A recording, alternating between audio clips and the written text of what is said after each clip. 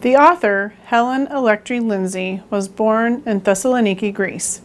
She graduated from Anatolia College in Thessaloniki and came to the United States on a Fulbright scholarship to study physics. She is married with 2 children and lives in Wayzata, Minnesota. She talks about her dad's diary.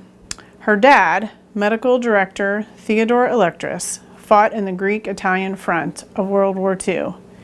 He was in the Greek army, which valiantly defended its homeland in the freezing graveyard of the Albanian mountains. Every diary entry mentions his sweet wife, Chrysula, and the horrors of the conflict. This story, I want you to go away with 3 things about this book. First, it is a war story of the Greeks in 1940-41 and the contribution to the world history in the 20th century. I personally consider it as the greatest contribution of Greece to the 20th century because their involvement changed the course of the Second World War. And lately, you've been hearing on the news about how much money does Germany owe us, and the debt and the reparations and all of that. But if you go and ask the common 25-year-old in the street, what did the Greeks do? They really don't know.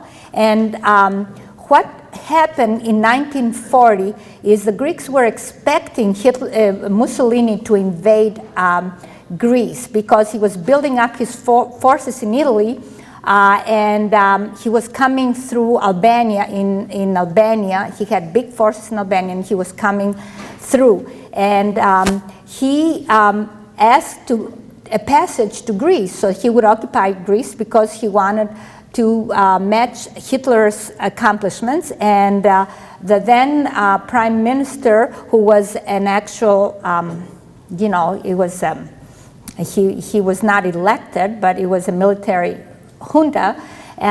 He said no. His name was Metaxas, and he was an old man. And he said, no, you can't come because we are not going to give in to your request. And that no meant that there was a war, and the Greeks met the Italians at the mountains of Pindos and in Albania, and they turned them around. And the consequence of that was that Hitler got very nervous because at that time only Greece and Britain were in the war, and Hitler was getting most of his oil from Romania, and so he was worried that the British, who had their airplanes bases in Limnos and in Thessaloniki and in Crete, they were going to bomb the Ploesti oil fields, and then he couldn't do whatever he was doing because that was his major source of oil, because the oil from other places was embargoed. So he got very nervous and invaded Greece through Bulgaria and took over Yugoslavia in 3 days.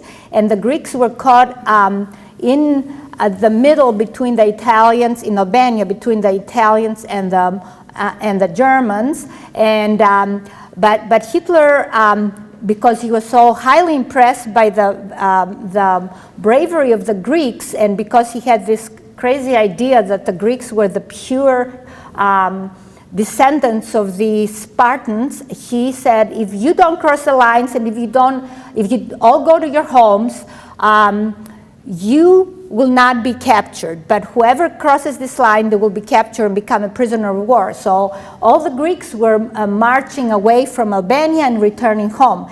Well, what happened with this was Hitler, by invading Greece, he was delayed by going into Russia, which was his big prize, by 5 weeks. And that put him in Russia in the middle of the winter, which is like a Minnesota winter, and the Germans were not prepared for it. But that changed the course of the war. another thing that he was very important, and I should mention here, is he decided to take over Crete, and it's the famous Battle of Crete that was the first ever air invasion that was attempted, and he had his Luftwaffe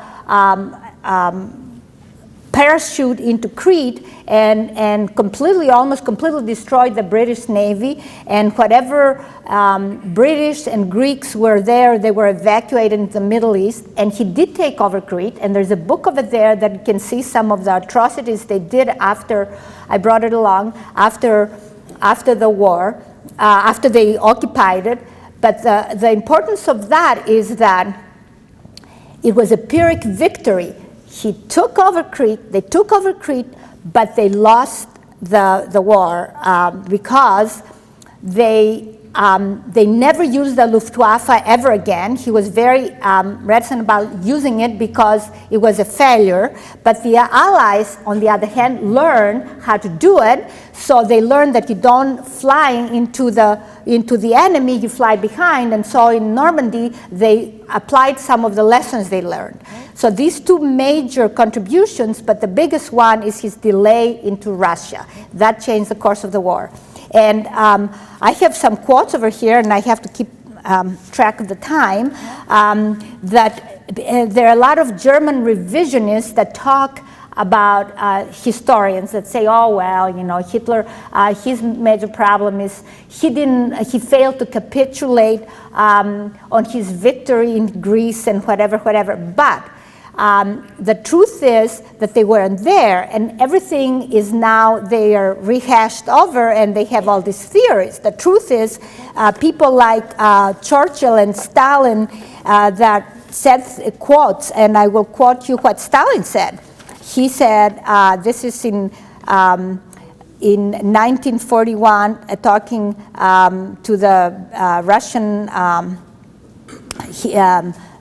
radio in Moscow, he said, I'm sorry because I'm getting old and I shall not live to thank the Greek people whose resistance decided World War II. That's Stalin, okay? Hitler admitted that it was a mistake, and I have him quoted over here too.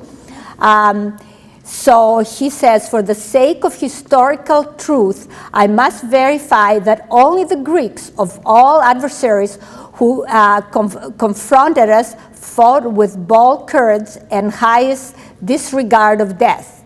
And that's a speech he gave to the Reichstag on May 4th, 1941. And then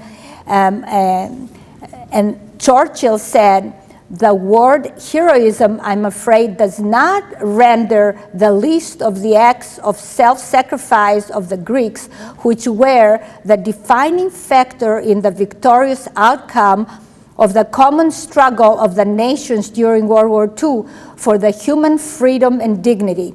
If it were not for the bravery of the Greeks and their courage, the outcome of World War II would be undetermined. So here are some leaders that lived there, and I have a whole bunch of other things, but time does not allow for that. So the Greeks don't take ownership of this, and like they don't take ownership of how great the country is and what great culture we have, and they just they are cynical about it, and then when it comes time to ask for some money, then they bring it up. And it's true that the Germans owe us, it's not just the reparations that they owe us, but they borrowed money from Greece, which back then it was 476 million Deutschmarks or whatever, Rheinmarks at that time, which would equate to 90 billion euros today. But there's water off the dam, because in 1953 there was the London Treaty, and then in 1990 when Germany reunified, became one country, everybody forgave their debt. So now the Greeks are trying, but nothing is working. So the thing is, we have to remember what we did instead of how much they owe us, because they will never stop owing us what they did to Greece, because what Greece is suffering today, this is my little lecture is what is suffering today is a consequence of the Second World War and the civil war that ensued. And what is happening now, I said, my aunt, who is 92, she said, oh, you know, when the war was over and all the resistance came down from the mountains into Thessaloniki, that's where I'm from, these guys were on the horses and they were ready to fight, and they did. And there was a horrible civil war that ruined the country, ruined everything, changed everything that Greece was, had everybody leave the countryside and go into the cities, and created this mentality of resistance against the law, and this that is present today. You know, like they don't want to pay their taxes, they don't want to do this, they make U-turns in the middle of the intersection. This is the Greek, oh, take the law and throw it out the window, I am Greek. But that came, and it was reinforced by military junta and et cetera, et cetera, et cetera. But I don't want to go cover all of that, because there is some, the reason I wrote the book, it was to bring the Greek contribution in the Second World War into focus, but also to bring this love story of my parents into focus, which is something that I just really appreciated. And what happened is my father and my mother, and I think all my aunts and their husbands, they had a wonderful, fabulous family. And my grandfather, who came from Istanbul, and they had this fabulous relationship with their spouses. And my father survived mostly because he was in so much love with my mother, and it was a love that saved him and transformed him, as well as my mother. And there is a Roman poet, Gaius Catullus, that lived in 84 BC, that talks about the passion for a woman, where a woman becomes the sole reason, I have to get my glasses on, sorry, the sole reason for a man's survival. This love takes over the life of this man and fills the lines of this book. It is the story of a relationship, as Rabbi Lerner from California would prescribe. Two people go towards each other, considering each other sacred and wholly relevant, and it is a relationship permeated with the ethos of love and generosity, awe and wonder that guides the greater universe. It's very, I was reading that in London when I introduced the books, and I saw some, must have been 100 young people there from different colleges, and they were just laughing. And I thought, wow, you know, how come the young kids are so cynical? And so they said, well, why, you know, people don't do that anymore. I said, well, who said? I said, who said they don't do it, and why not?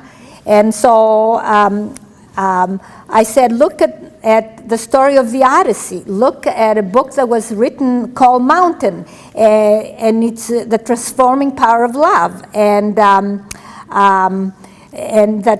that rescues a person from war and Armageddon. So, and this love transformed my mother, who was kind of a young woman that never really knew how to cook or do anything, and she became a very powerful person, and took care of my father's patients while he was away, and tried to help people. And then after my father died, she raised us, never remarried, and she was a very successful person. But he was her one and only love, and I think that is kind of it's kind of romantic, but it's just wonderful. It's an example for me and my children, anyway, and my brother. And the third aspect I want to talk about is this book, the diary, comes. It's an example of the Greek culture. It's the Greek culture in its best.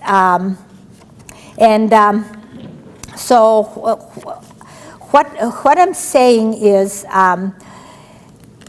there are some Greek values that we have actually I wrote this down, so I'm going to read it to you. It's reading this diary and that's another reason I wrote it.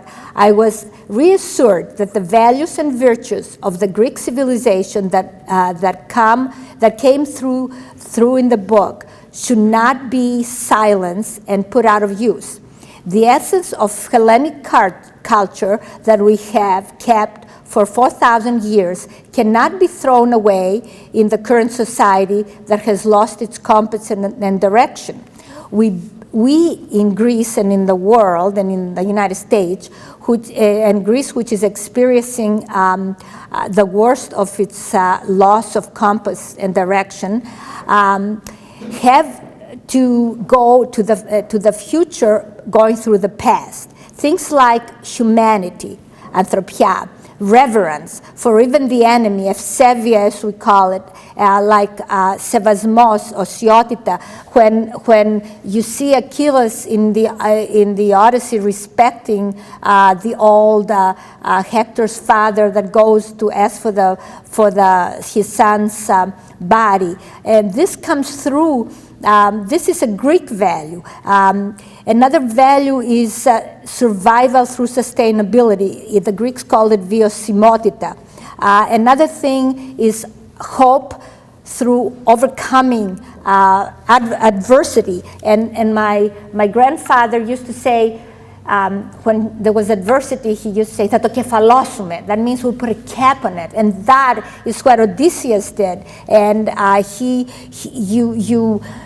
and this is something that you learn as a very young. I learned this through my family and at school. And then there's all these other things: φιλότιμο, αξιοπρέπεια, υποχρέωση, φιλοξενία. All of these, philoxenia comes through now in Greece, in the island of Lesbos, where we have a house, when they are housing all these immigrants and they are struggling to help them out, and everybody gives them their shirt and the pants, and when they don't have anything to give them, they try to give them more. And other values like commitment to family and home, and also another thing that I tell people is the Greeks have this joy for life. They love food and they love beauty and they love having a good time, and that comes through in the book. You know, my father would get together with his colleagues, with the fellow officers, and sit and talk.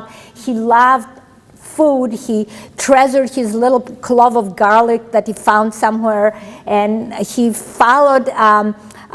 He would cook for the army. There he was a doctor. His big thing was cooking the food and making it so delicious. So anyway, so I don't know. I have questions and I have readings. If you have questions, you can ask me, and I can read you some little pieces. So what do you like? You can do both if you want.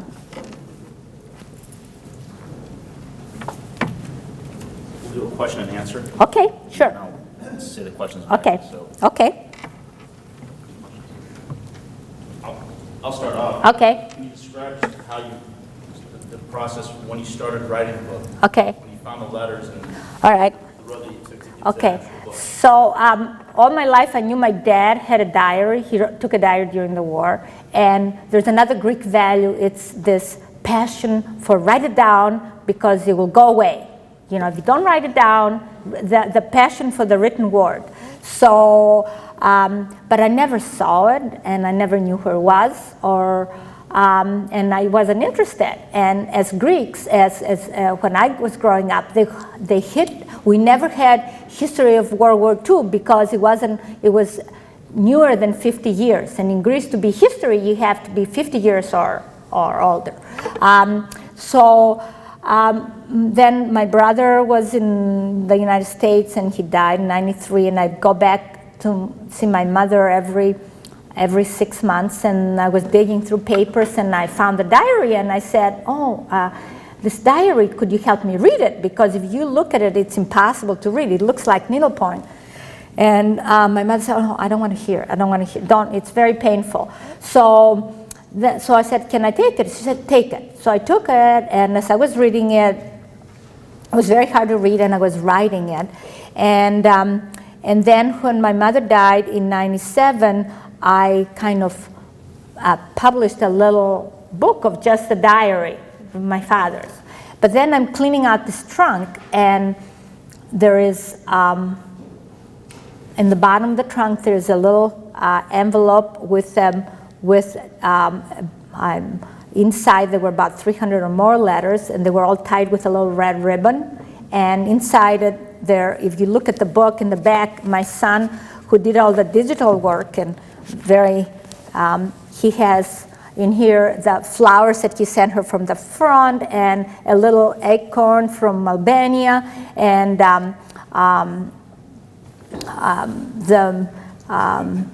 his diary, which was written on telegram paper and prescription paper, his handbook for chemical warfare, and a whole bunch of photographs. My father was a passionate photographer. So I started reading those letters, and I couldn't put them down. They were letters from my mother, letters from my father, and I cried and cried and cried. And then my son's mentor and tutor, whose husband fought in the Pacific, she kept saying, "Oh, you gotta have a book. You gotta have a book." Oh, I mean, that takes time. So it took me 10 years, and I got it kind of together. And then I tried to find a publisher, and good luck to that, because book. Who wants to read about Second World War, and who wants to read about Greece? And nobody reads journals anymore. I said, well, this is not a journal. And then finally I found somebody to publish it. It was not really cheap. My husband is sitting over there going, and I wanted it to be, so I wanted to include the photographs, and I wanted it to be like a travel book, so that when you picked it up, you saw when my father went.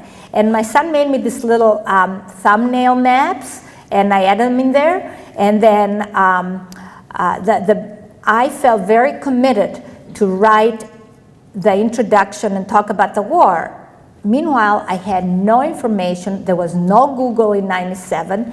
There's nobody, and I spent plenty of time going to the Greek Ministry of War, hanging out with ladies that smoked, and all they wanted is they said, oh, let us write the introduction. I said, I haven't written anything. Why do you want the introduction? And finally, this General Gideon took a pity on me, and he gave me this book that he published, and you can get it online now. It's called The Abridged History of the Greek-Italian and the Greek-German War, in English, and that was amazing. And then I had to get permission from the Greek Ministry of War to what maps I could put in, because I went to see the general, and he'd look at the map. No, not that one. No, not that one. Oh, that one you can have. So there are maps that are military maps in there. And then at the University of Minnesota, I found this map, and my son put these little towns that my father fought in. And lately I've been looking them through Google Map, and they're holes. I mean, these towns are not even, they're just amazing how the Greeks fought there.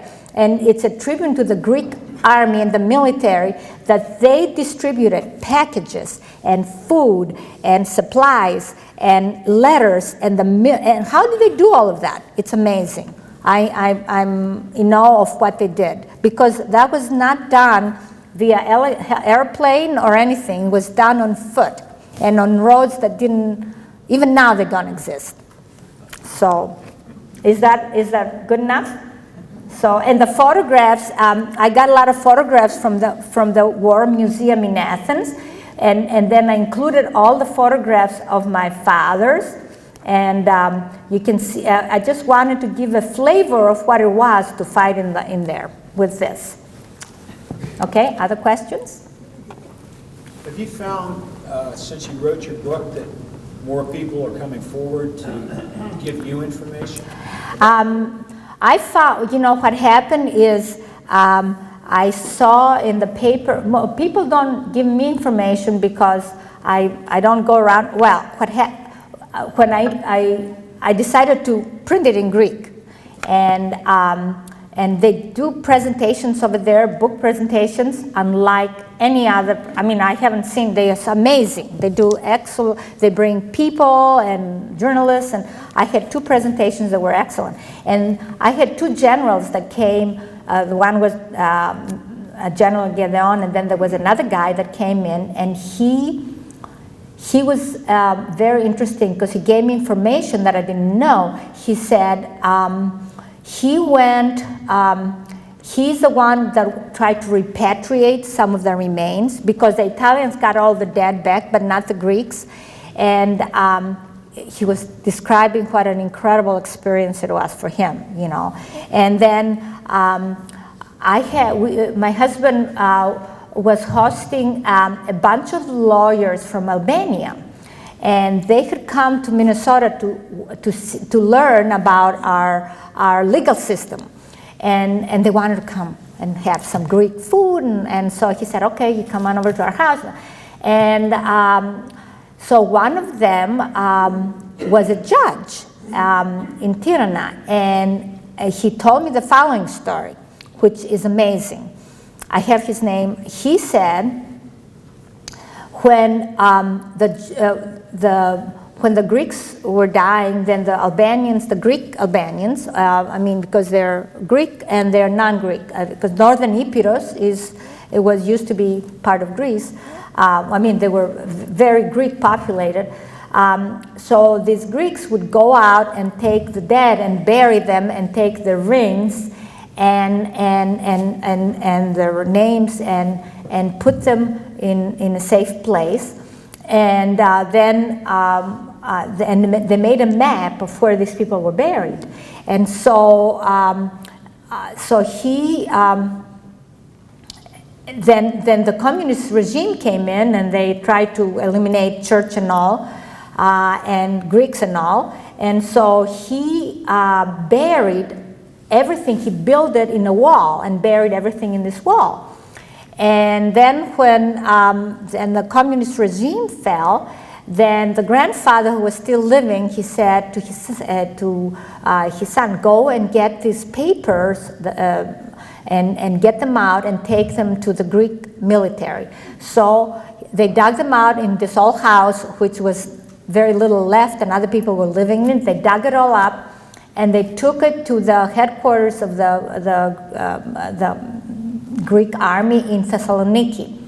And I think there must have been like maybe 200 or 300, maybe more people. He didn't tell me the number.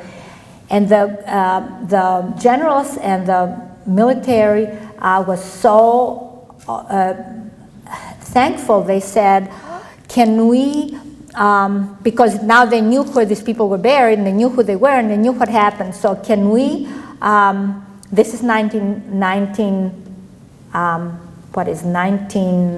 That's recently. So 1980. So he said, they asked the grandfather, what would you like? Can we give you money? He didn't want money. What would you like? He said, all I want is for my grandson to come to Greece and study at the university. So this guy came to Greece and went through the Greek, finished the Greek gymnasium in Greece and went to law school, and now he's a judge in Tirana. And he loves Kavasi, and he talks about how he loves Greek. He speaks very fluent Greek, but that's a story over there. Another thing that happened, people coming forward. I got an email from somebody that I never knew who he was. It was Italian. I said, what is this? So this person emailed me and said, I have I read your book and I'm completely touched, and my daughter is helping my daughter is helping me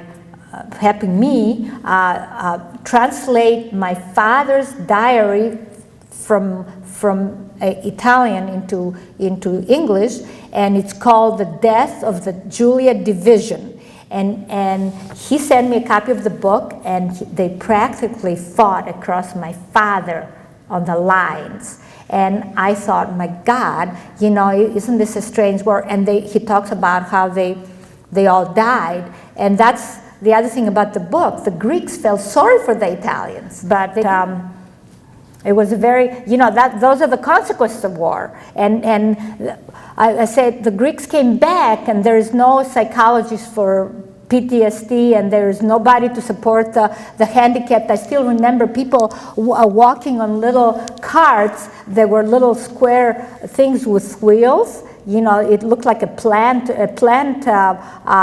know, some you put your plant on, and they'd have gloves, and they'd roll themselves. They'd be without legs. They'd be rolling in the streets. I don't know what happened to these people. I had a tutor who had one eye and one hand, and he was the scariest tutor you ever see. And I never dared see him in the face, but he'd always come over and put his one arm on the paper, and he'd say, right here, right on the line.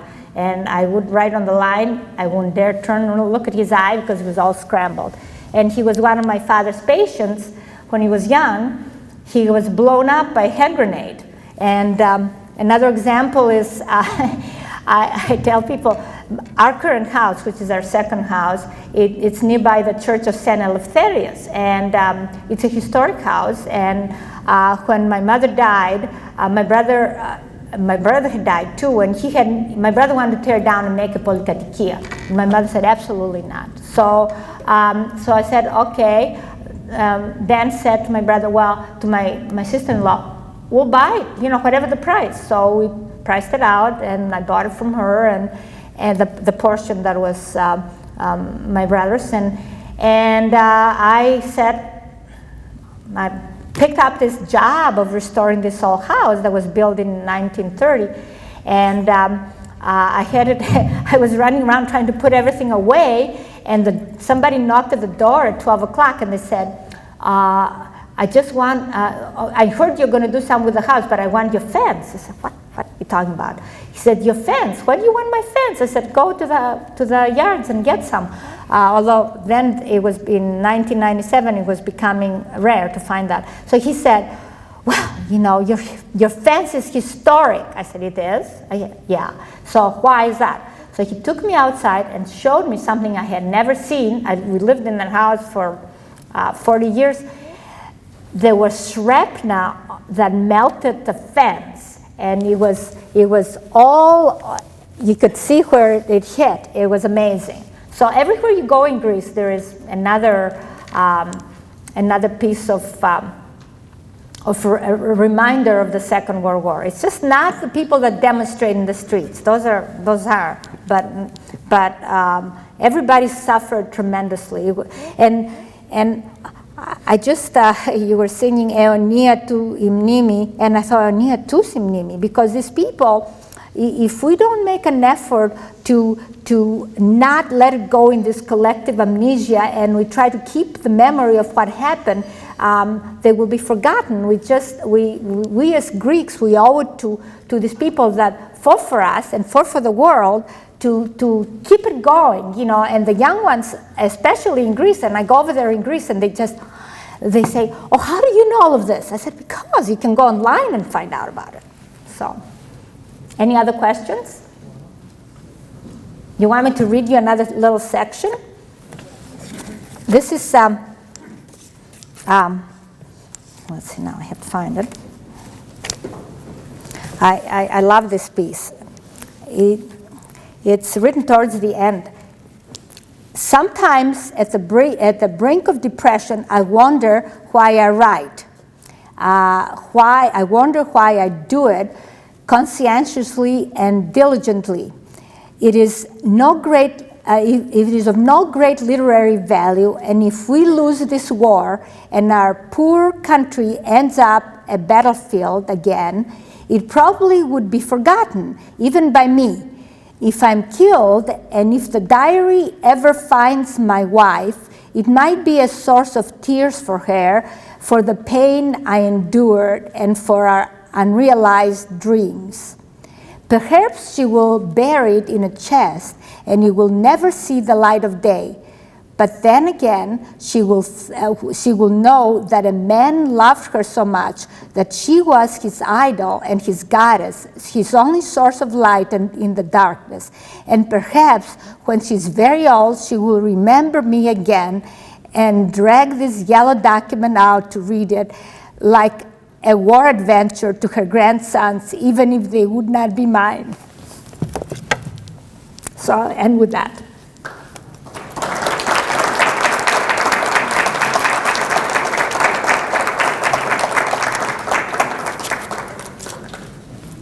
And I have a whole bunch of flyers. In the back of the book, there is a little puzzle that I just love. I found those two and you can put them together to see the two donkeys. But I have some extra ones. If anybody wants them, I'll be glad to give them to you. Thank you very much for hosting me here. I really appreciate it. Oh, a gift. Some candy. Yeah.